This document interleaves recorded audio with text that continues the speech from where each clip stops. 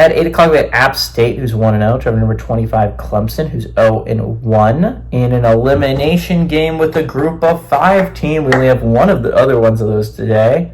It's a double elimination game is what I'm saying. It's like whoever loses, I'm not going to be talking about next week. Clemson favored by 17.5 points on the ACC network.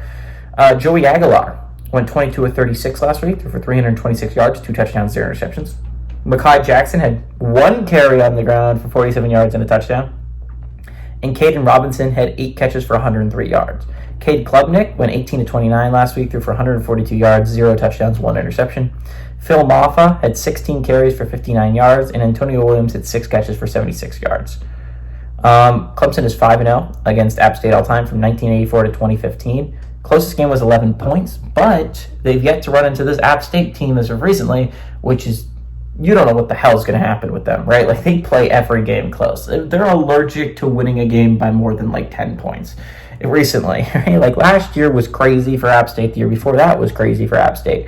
App State refuses to play normal football games, which, on one hand, is like, I just play a normal football game. It's not that hard. On the other hand, it's like, App State always provides interesting football games, right? And while it's infuriating if you're an App State fan, where it's like you could be so close to beating UNC and then lose to Wyoming the next week, or they have a close game against a nobody school. On the other hand, at least you're playing close games against UNC. Clemson's coming off a rough game against Georgia, where they get their butts kicked, right? App State's not the team you want to draw after that. Ideally, you want to draw someone you can kick the crap out of, right? App State's not that football team. I wouldn't have scheduled this if I was Clemson, right? Especially after Georgia. I don't know who was making that schedule, but you know what App State's going to provide. Even 3 or 4 years out, you know what App State is. It's a tough team. It's a tough out almost every year.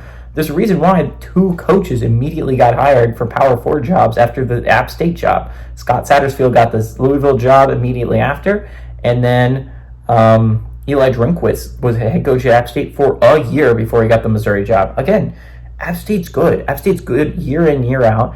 It's going to be a tough out for Clemson. I don't see it not being a tough out for Clemson. App State's hard. It's going to be a hard team to beat. I just hate to break it to anyone who thinks otherwise.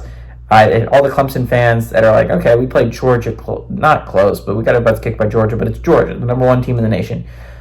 We can bounce back this week. It's not going to happen. Clemson's going to win this football game, but it's going to be a close one. It's going to be a nail-biter. App State's going to cover the 17.5 point spread. I'm almost certain of it.